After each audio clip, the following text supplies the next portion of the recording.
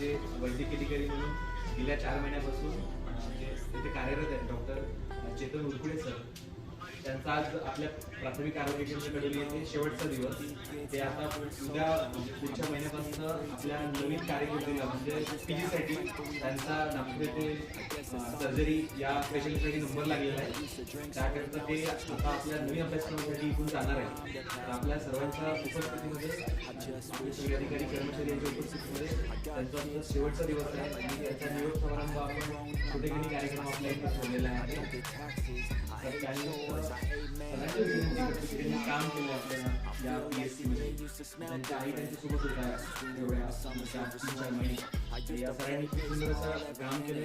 तर मी आपल्या प्राथमिक आरोग्य केंद्राच्या सिस्टर निशांत स्टँड विनंती करतो की त्यांनी सरांबद्दल बोलावे.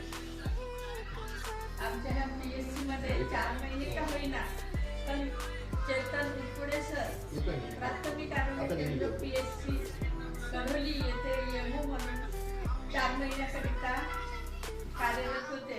पण त्या 4 महिन्यामध्ये त्यांनी PSCचा असं एकदम चांगलं काम केले, उत्कृष्ट. कारण की प्रत्येक सब सेंटरला भेट दिले, हिरिहिरीने कार्यक्रम केले.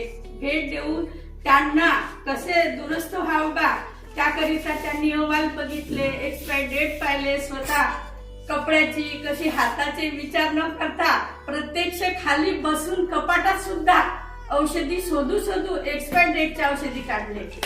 असे अधिकारी यायला खूप वेळ लागतो, पण असे अधिकारी यावं आणि ते असेच ह्या जसे आपल्या PSC मध्ये कार्यक्रम केले आणि आजूबाजूचा परिसर स्वच्छ, PSC कडे नियंत्रण, पेशंट कडे नियंत्रण, लॅपटॉप मध्ये नियंत्रण, औषधचे काम पाहिले. असे सगळ्या गोष्टींनी ते असे उत्कृष्ट काम करणारे अधिकारी मी आज पहिल्यांदा पाहिले. कारण की मला 33 वर्ष आता चालू झाले ड्युटीला, पण सगळ्या कामामध्ये नियंत्रित नव्हते. फक्त अधिकाऱ्याला काम पाहायचं, किती काम झाला ते विचारायचे, पण एक्सपायरी डेट किती झाले हे पाहायचे नाही.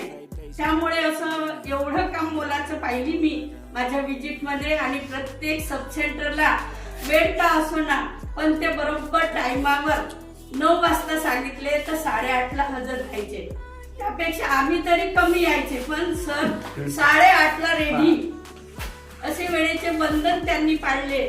असेच पुढे पण करत आणि त्यांचा फिजीला नंबर लागलाय त्यामध्ये उत्कृष्ट मार्काने पास होत हीच आमची ईश्वरचरणी प्रार्थना आहे आणि त्यांच्या कामात यश मिळेल. But I'm tired all the time cause there's too much on my mind. Got into meditation, just try to be more patient. Find a passion, a purpose, a reason to keep chasing all the dreams that I had when I was a little kid. Whatever happened to those dreams, man, there's something that I miss. Maybe I should do this, I always love music. Maybe I could find a way to make these dreams lucid. I really wanna try cause I might have a chance before I die to see the world with a soulmate by my side. Yeah, that would be the life, not a fucking 9 to 5. I wanna feel alive for a minute. आणि प्रत्येक व्यक्तीकडून काही काही शिकायला मिळालं मला. Sister असो, एके काका असो किंवा लेक्चर असो, प्रत्येकाकडून काही ना काही शिकायला मिळालं. गावातील लोक पण काही ना काही गोष्टी शिकवतात. असं नाही की प्राथमिक आरोग्य केंद्रात आलो आपण आपल्याला काही शिकायला मिळणार, काही एक्सपोजर नाही मिळणार, पण प्रत्येक व्यक्ती काही काही शिकवून जातो. खूप काही शिकायला मला मिळाली इथं. आणि ह्याच गोष्टी समोर घेऊन जाईन मी आणि चांगल्या प्रकारे काम करण्याचा प्रयत्न करेन. एवढे बोलून मी आपली गोष्टी समोर